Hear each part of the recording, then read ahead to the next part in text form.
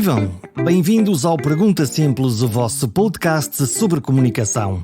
Se estiverem neste exato momento a pensar que livro vão ler nestas férias, não percam este episódio.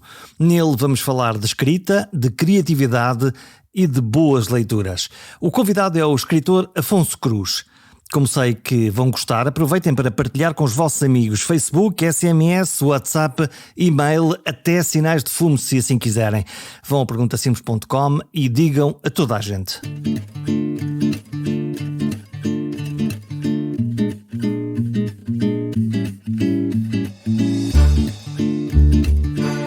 Os escritores são, por definição, enigmas por resolver e perguntadores por excelência.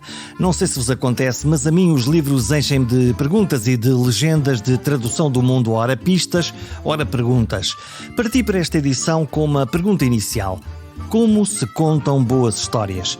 Ninguém melhor que um escritor para explicar como se desenha uma narrativa, neste caso, mais do que um escritor. Afonso Cruz é escritor, mas também é realizador, designer, ilustrador e músico. Afinal, ele é um autor. Muitos instrumentos para uma voz única. Descobri-o num livro chamado Para Onde Vão os Guarda-Chuvas. E acabei de devorar agora mesmo O Vício dos Livros. Com 50 anos de idade, escreveu 30 livros. Afonso Cruz, homem de 1000 ofícios criativos, mas diz que não trabalha mais do que as outras pessoas. Eu não tenho...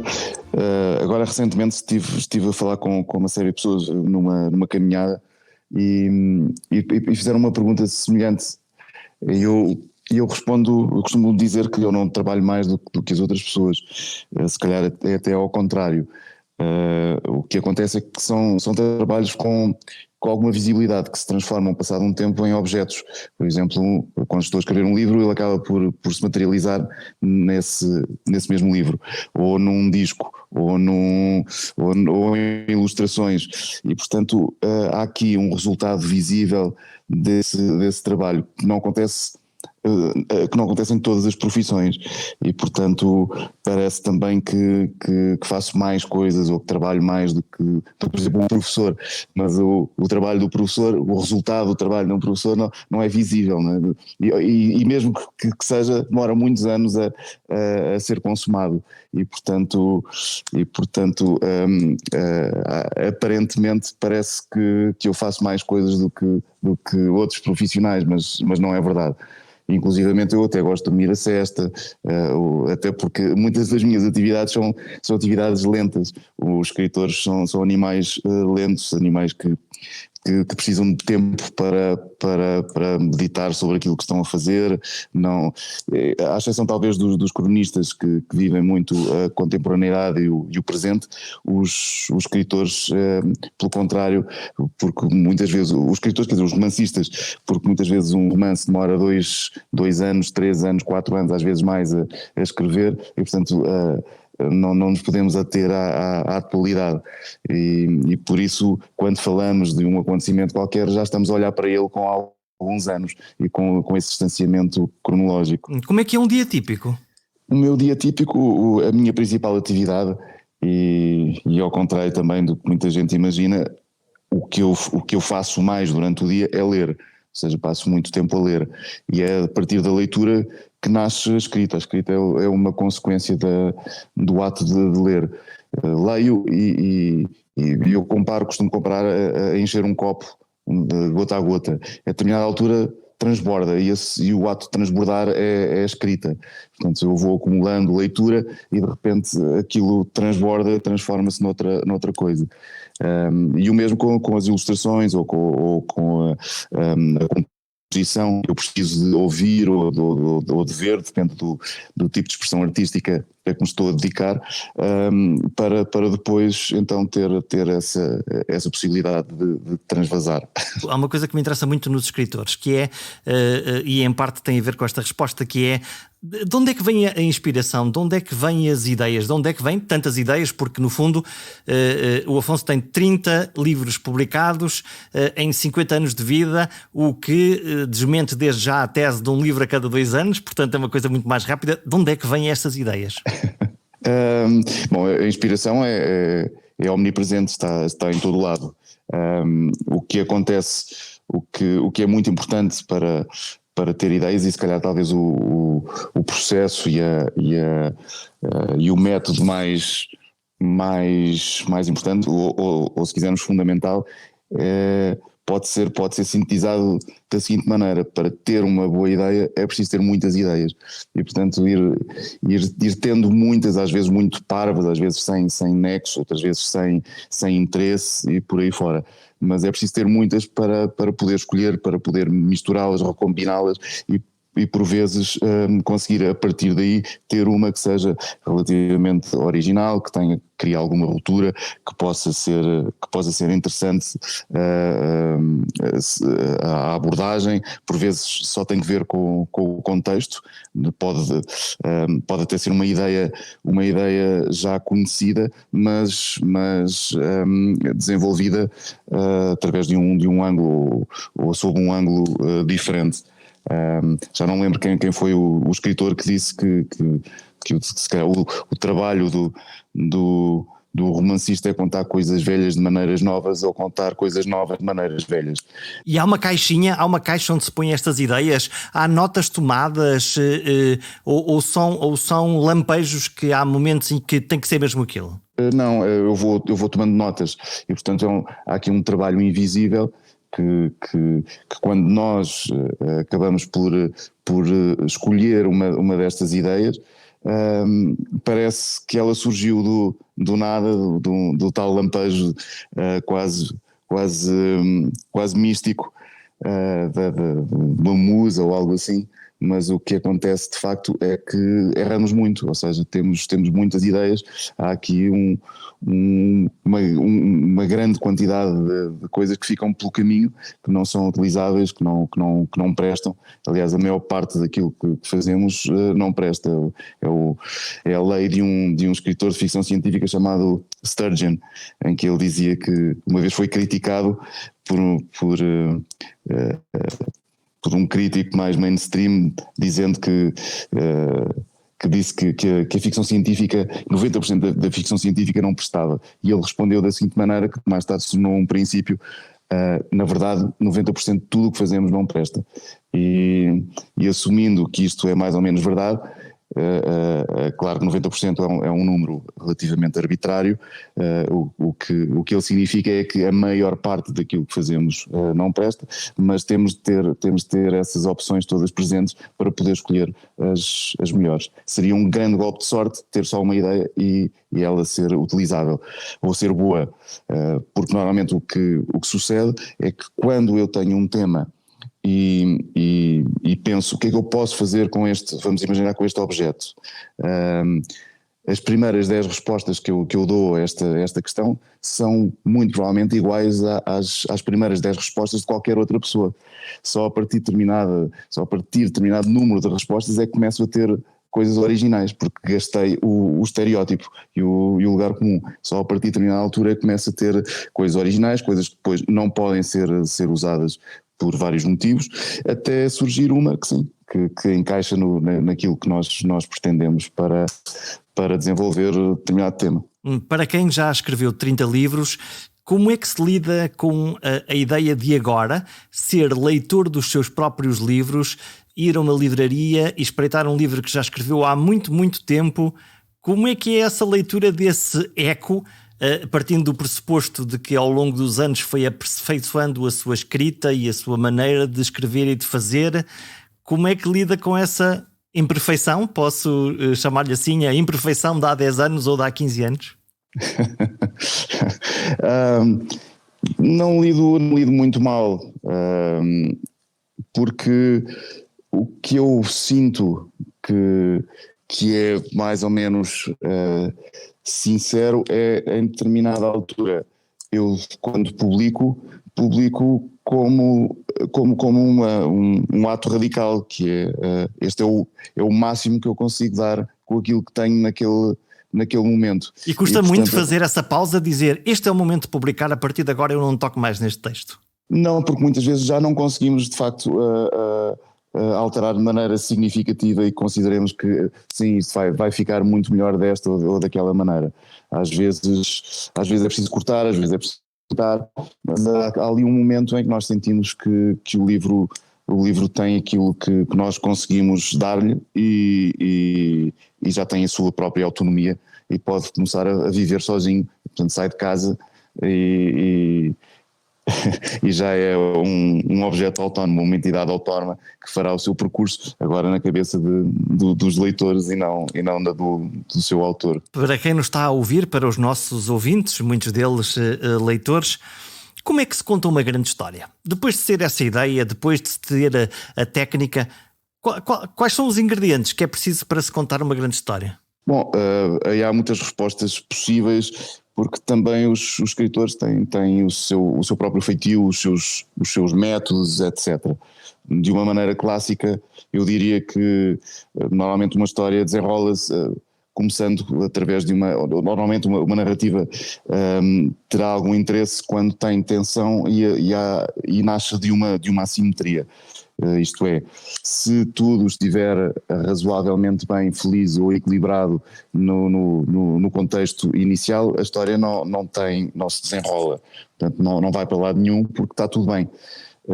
O que é preciso para que uma história se comece, ou para que haja movimento numa história, é preciso que inclinemos este plano inicial, que haja uma assimetria, que as coisas comecem a cair para um sítio qualquer.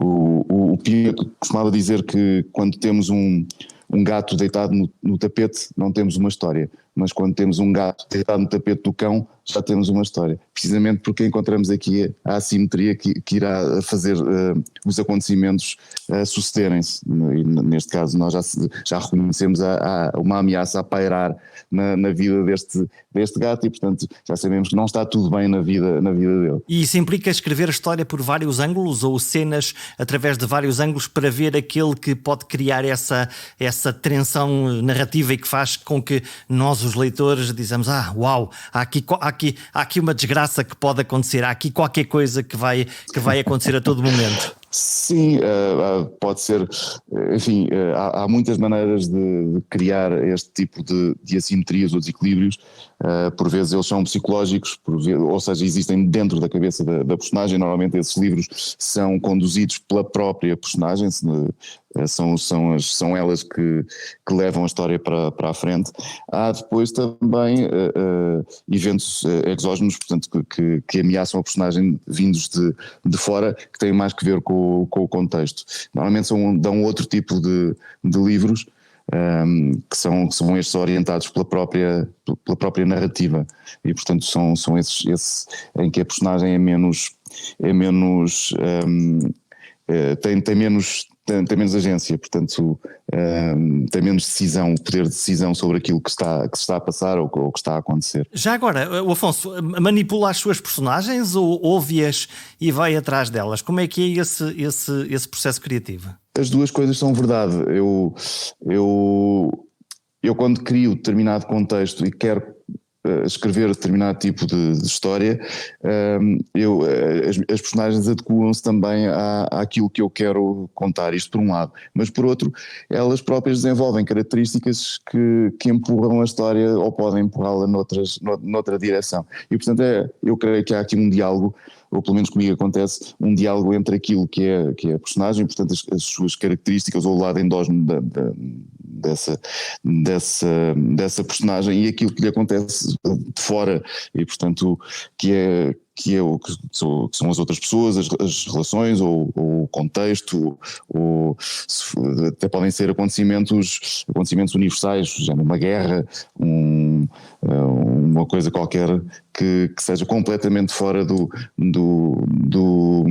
da área de decisão da personagem. Portanto, ela não tem qualquer poder sobre aquilo que lhe está a acontecer. Mas eu creio que esse diálogo é importante e irmos tendo entre a personagem, o seu mundo interior e o mundo exterior dessa mesma personagem. Só que esse diálogo não se esgota nos personagens e no livro, depois entra aqui o leitor. E o leitor, quando lê um livro, na realidade é muito pouco apenas um receptor do que lá está, é de alguma maneira um participante e portanto vai recriar essa narrativa, esse personagem, esse prisma, essa maneira de ler e de apreender o livro? É um diálogo? Sim, claro, os leitores acabam por ser coautores.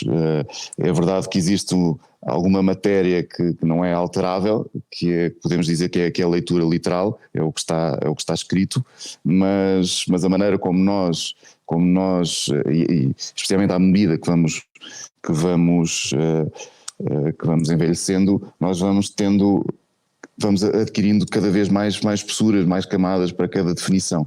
Se eu for, por exemplo, um advogado e leio a palavra ser humano, se calhar penso nos seus direitos, mas se eu for um biólogo, se calhar estou a pensar na sua genética, e se for um sociólogo, se calhar nas relações sociais do ser humano, do facto de ser um animal gregário, e por aí fora. E portanto, e claro que à medida que vamos tendo mais e mais concepções e perspectivas para definir aquilo que é, por exemplo, neste caso, um ser humano, nós vamos tendo então todas estas camadas. Quando nós começamos a ler, quando somos muito jovens, quando lemos ser humano, temos uma definição superficial do ser humano, que se calhar identificamos com um familiar, por exemplo, ou com familiares e por aí fora, com as pessoas que nos rodeiam.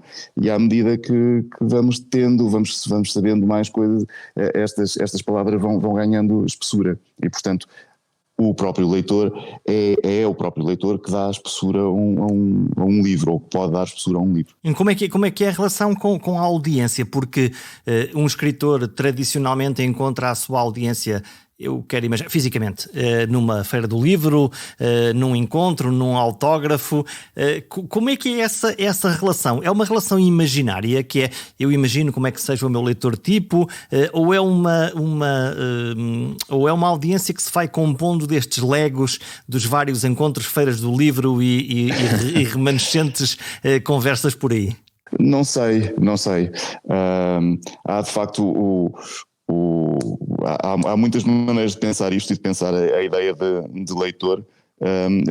Eu creio que a maior parte dos escritores não gosta muito de pensar nos leitores em determinado sentido, não naquela coisa em que eu posso ser perfeitamente hermético, posso de facto, porque a literatura é um espaço de liberdade, não é isso, mas há sempre algum receio, pelo menos com os escritores que se preocupam mais com a estética literária, algum receio de se venderem ao gosto popular, ou seja, de se adequarem ao gosto popular. As pessoas, a massa, quer ouvir determinadas coisas ou ler determinadas coisas e, portanto, eu devo moldar-me a esse mesmo gosto. E o que normalmente acontece é, ou que alguns escritores aconselham, nomeadamente o Fernando Namora ou o Kurt Vonnegut, o que eles aconselham é não pensar numa multidão, pensar num leitor, numa pessoa. E porquê numa pessoa? Porque essa pessoa pode ser um amigo ou uma figura imaginária, é alguém com quem dialogamos e, portanto, nós esperamos que ser compreendidos de alguma maneira, não para adequar o nosso discurso ao gosto popular ou das massas, porque isso seria uma infidelidade para connosco, portanto estaríamos a não ser sinceros ou genuínos, significa lá isto o que significa, mas por outro lado mantemos esta noção de diálogo e não é uma coisa demasiado fechada em nós mesmos, e isso também é importante, uma vez que se eu realmente não estiver a comunicar com ninguém, mais vale não publicar, porque ninguém vai compreender de qualquer maneira, ou ninguém irá ler de qualquer maneira, ou terá interesse em fazê-lo, e portanto o livro deve ser pensado, eu imagino que possa ser pensado, não deve, mas pode ser pensado como uma conversa, e nesse sentido sermos compreendidos terá algum interesse, porque senão, como dizia, não há qualquer necessidade de publicarmos, se esse diálogo for impraticável. Nós, os leitores, temos expectativas, em particular quando conhecemos os escritores, a maneira como eles escrevem. Quando começa a escrever um novo livro, pensa nesta coisa entre vou dar-lhes mais do mesmo, vou dar-lhes Afonso Cruz, que toda a gente conhece, Ou desta vez vou trocar-lhes as voltas e vou aqui para um tema absolutamente radical e, quiçá, não politicamente correto, e gostava muito de o ouvir sobre, falou da liberdade, esta questão mas a mim apetece-me contar ou falar deste tema que não é politicamente correto, a maioria das pessoas pensa de uma determinada maneira e eu agora vou trocar-vos as voltas. Sim, eu acho desejável, não é um compulsório, mas acho desejável que um autor crie não só ruptura com os estereótipos sociais, isto por um lado, mas por outro também com os seus próprios, e portanto isso seria de facto a coisa mais desejável, mas também provavelmente a mais difícil, porque quebrar algumas regras ou preceitos políticos, sociais, etc., sim, fazemos com alguma facilidade. Os nossos próprios preceitos ou estereótipos é que são mais difíceis de, por um lado, defini-los, por outro, encontrá-los e reconhecer que os temos, etc, etc. Mas fazendo esse trabalho e conseguindo fazê-lo, nesse caso acho extremamente útil podemos quebrar alguns estereótipos. E até considero que a literatura é por si um ótimo exercício para que o façamos, e por vezes acontece de maneira natural, porque muitas vezes quando temos uma personagem com a qual nos identificamos de alguma maneira, normalmente ela só funciona com contraste ou com tensão com outra personagem qualquer que pensa de maneira diferente. Mas eu, quando tenho uma personagem que pensa de maneira diferente, e isto é uma personagem com a qual não me identifico, eu tenho de a defender. Eu tenho de defender essa personagem, ela tem de ser verossímil, ela tem de pensar e justificar os seus atos. E nós, ao fazê-lo, estamos a fazer exatamente esse exercício de colocarmos no lugar do outro e colocarmos no lugar do outro que pensa de maneira completamente diferente da nossa. E só por isso, ou quanto mais não seja só por isto, a literatura é um ótimo exercício para quebrar alguns estereótipos. Note pelo sorriso que há quase um exercício de subversão na própria construção da narrativa. Há um divertimento na colocação deste personagem que me está a dar cabo da cabeça a pensar coisas absurdas, mas agora eu vou torná-lo ainda mais apaixonante e divertido. Sim. Até porque a noção, por exemplo, de anti-herói sempre existiu. Há quem julgue que é a ideia é uma ideia recente, mas nós identificamos muito também com o anti-herói, e por exemplo a Odisseia acompanha Ulisses, não está a acompanhar Aquiles. Aquiles é o herói típico, é o grande guerreiro, corajoso, valente, etc. Mas Ulisses não. Ulisses não era esse guerreiro competente, ele era um manhoso, um aldrabão. Era um português, portanto. É um tipo, é um português tipo, é a tal personagem que arranja um esquema. Olha, nós não conseguimos entrar desta maneira, vamos inventar um cavalo de madeira, não é? Vamos aqui construir um cavalo de madeira e conseguimos entrar nessas muralhas inexpugnáveis. E portanto não é o herói tipo, é também, já prefigura essa noção de anti-herói. Mas sim, há também um certo prazer em defender aqui alguma maldade, até porque ou a perversão, se quisermos, porque nós somos feitos disto tudo, portanto, enquanto seres humanos não somos melhores nem piores, ainda que tínhamos a tendência a achar que as virtudes estão do nosso lado e os defeitos nos outros. O que acontece de facto é que nós somos uma mistura mais ou menos homogénea de qualidades e defeitos, incluindo e temos também de ter em conta que muitas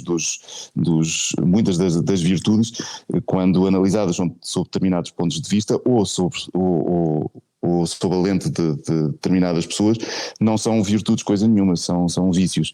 E portanto isto também há que ter em consideração. Se uma pessoa não gosta de mim, se me vir ter um gesto caridoso para com outra pessoa, vamos imaginar, se ele me odeia, ele vai dizer que eu me estou a exibir, por exemplo, e que aquilo é meramente vaidade e não uma genuína caridade. Mas por outro lado, se alguém me ama é bem capaz de achar que eu estou aqui a ter uma atitude justa ou generosa. E portanto há também essa questão. E na verdade, e é também um prolongamento deste exercício, é que é muito mais fácil sermos mal vistos do que bem vistos. Quando, por exemplo, vamos imaginar que há uma entrevista de emprego, concorrem 100 pessoas, há uma pessoa que é escolhida. Eu arranjei 99 inimigos, eu fiz um amigo, foi a pessoa que eu escolhi, mas é muito mais fácil fazer inimigos do que amigos, e portanto ter pessoas a criticarem-me do que pessoas a gostarem de mim. Seguramente difícil, até porque estamos a ter esta conversa com uma magnífica prateleira de livros que aí está atrás. Como é que se escolhe um bom livro para ler? Porque não há tempo para ler tudo, não é? E todos os que gostamos de ler somos acumuladores e juntamos toneladas de livros. Como é que é o método? Como é que vamos à procura? Eu acho que tem que ver com o nosso próprio passado, com o caminho que fizemos através dos livros e da leitura. Eles próprios pedem determinadas coisas, determinados autores. Aliás, o que me acontecia quando o meu vício não era tão preocupante quanto é hoje, o que me acontecia é que eu comprava determinados livros e tinha de os ler. E, portanto, senti-me culpado se não os lesse. Mas o que é que acontece quando eu vou a uma livraria, comprava, vamos imaginar 3, 4 livros, mas eu leio o primeiro e quando acabo de ler o primeiro eu já não quero ler o segundo que comprei na livraria, eu já quero ler outra coisa qualquer, porque aquele livro acabou por me levar pela mão por outros caminhos. E então o que seria normal no meu percurso de leitor seria então comprar o livro que este, de certa maneira, apela ou que aconselha. E se eu tiver de ler determinados livros ou for obrigado a ler determinados livros, o meu caminho, o meu trajeto é um pouco menos natural, porque já estou a ser obrigado a determinado tipo de coisa. E eu considero mais prazeroso e considero também mais gratificante a possibilidade de escolher, portanto ter muitos livros para escolher. Quantos mais tiver, mais liberdade eu tenho, mais posso escolher. E quando leio um livro, como dizia, ele próprio me aponta outros. E portanto cada vez que vamos à livraria trazemos um par deles e juntamos para acumular o infinito número de livros para ler. Está publicado O Vício dos Livros, é um livro que eu aconselho a ler, um livro pequenino mas cheio de substância que lá está. Vem a caminho já um novo livro sobre o Muro de Berlim, espero que não seja um augúrio para o fim da Europa, não faço a mínima ideia, não o conheço ainda. Na cabeça neste momento, que temas é que vão aí saltitando para livros para os próximos 10 anos, ou preocupações, ou fascínios, paixões ou raivas que possam caber um dia num texto ou numa ilustração? Bom, agora eu há 2 anos publiquei um livro chamado Princípio de Karenina, passado na Cochinchina, e graças a algumas viagens tenho descoberto algumas histórias que não queria deixar de as contar. Tenho uma história, uma sobre passada em Timor, outra em Berlim, será este próximo livro, outro na Palestina, outro no Chile. Veremos se eu consigo escrevê-las todas estas histórias, mas tenho essa motivação encontrada numa geografia específica e numa cultura específica. À parte disso, tenho também um romance a meio já há bastante tempo, que já estou a trabalhá-lo há, não sei, se calhar uns 5 anos, pelo menos 5 anos, e enfim, é uma história um pouco difícil de explicar, mas começa nos anos 50 e num orfanato em Portugal, e também é baseado numa história verdadeira, inspirado, porque na realidade não tem nada de biográfico, mas assim como esta história de Berlim também é baseada num episódio real, num desencontro entre duas pessoas que foram separadas pelo muro, e esta história existiu de facto, ainda que eu tenha efabulado as personagens, e portanto a vida delas, etc., será um pouco diferente do que aconteceu na vida real. Já que falamos de viagens e o Afonso é um viajante, julgo ter ouvido num podcast que fazer uma comparação entre as viagens ao Brasil, eles falam português, açucarado, e nós percebemos a língua, percebemos a cultura, e depois o contraste de ir à China e não perceber nada, e esse choque cultural, esse choque de entendimento entre civilizações e culturas é uma coisa que um viajante sente quando vai aos sítios, quando tenta perceber qual é o mundo que está a algures no outro lado do mundo. Sim, é um clichê dizê-lo, mas não deixa de ser verdade.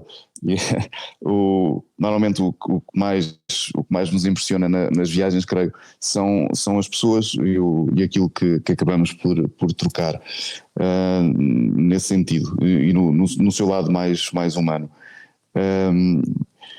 Ora, acontece que há muitos países em que a comunicação é muito difícil de ser estabelecida. Há uma comunicação possível que é silenciosa. Acontece muito com algum tipo de experiências. Vamos imaginar que eu estou a fazer um caminho qualquer junto com outra pessoa, nós vamos experimentando algumas emoções e vamos percebendo através delas. E isso, as emoções, a expressão das emoções aproxima-se bastante de uma linguagem universal e, portanto, nós conseguimos comunicar de alguma maneira. Vamos fechar esta conversa. A pandemia, para um escritor, é tão aborrecida como para todos nós, ou é uma bênção que até melhorou a prestação e a capacidade de trabalho? A pandemia não é bênção para ninguém.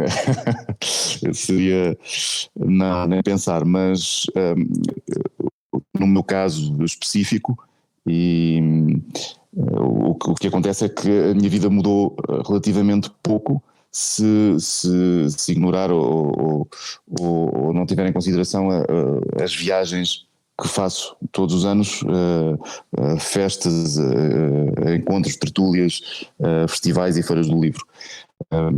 Mas tirando isso, se comparar com os períodos do ano em que estou em casa, não houve praticamente diferença nenhuma, exceto que tenho mais solicitações virtuais do que tinha antes. O que muito provavelmente terá consequências pós-pandemia, ou seja, eu, por exemplo, eu vivo no interior, vivo no campo, às vezes ia a Lisboa ter reuniões que sentia serem perfeitamente escusadas. E, portanto, há aqui alguns encontros presenciais que creio que depois da pandemia poderão deixar de acontecer. Há outros que não, há outros que terão de se manter, até porque os encontros presenciais têm outro tipo de valências, ou seja, eles permitem-nos criar laços mais profundos com as outras pessoas, ter outro tipo de sensações quando existem os tais encontros, e portanto há aqui um pouco a diferença entre ver um filme em casa ou ir ao cinema, não é? E portanto são duas experiências que nos afetam de maneira diferente. E há também a questão do teletrabalho. Há muito trabalho que muita gente percebeu ser possível de fazer à distância, não todo evidentemente, mas uma parte. Haverá aqui soluções se calhar mistas no futuro, ou mesmo, e no caso de outras pessoas poderão imaginar ou pensar que podem a partir de agora trabalhar para sempre à distância.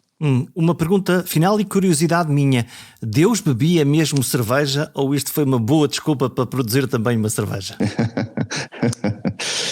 Eu acredito que sim. Aliás, no livro O Macaco Bêbado Foi à Ópera, eu até coloco a questão ao contrário: seria possível Jesus Cristo não ter bebido cerveja? E isto porque ele vivia numa região onde se consumia muita cerveja, onde o povo bebia cerveja. A cerveja era um alimento. Muita gente que trabalhou na construção, por exemplo, das pirâmides, era paga em cerveja. Temos de ter também em consideração que a cerveja que se bebia na altura não tem nada a ver com a cerveja que imaginamos hoje. Portanto, ela não era transparente, não tinha gás, não era fria, na Palestina não havia frigoríficos e o calor não era propriamente ameno. E portanto a cerveja que nós consumimos hoje e que também não era filtrada, tinha coisas sólidas e portanto, aliás, a cerveja era bebida por uma palhinha, por uma cana. Portanto, usava-se uma palhinha para ir buscar o suco que ficava embaixo dessas partículas sólidas e tinha muito pouco álcool, mas era muito nutritiva. Portanto, é uma espécie de pão e por isso era um alimento privilegiado, porque sendo fermentado dura mais do que o pão e não precisa de um forno para ser feito. E por isso toda a gente consumia isto. Quando eu digo toda a gente, falo de crianças a velhos. E portanto seria muito difícil que Jesus, fazendo parte do povo e não da elite greco-romana, ou romana neste caso, porque era a ocupação romana, bebesse a bebida dos invasores. O que seria normal seria beber a bebida dos palestinos, de seus compatriotas. Espero que o programa vos tenha animado para descobrir e ler os livros do Afonso Cruz. Valem a pena, garanto-vos. São bem escritos e bons de ler. E ler é receber comunicação de braços abertos.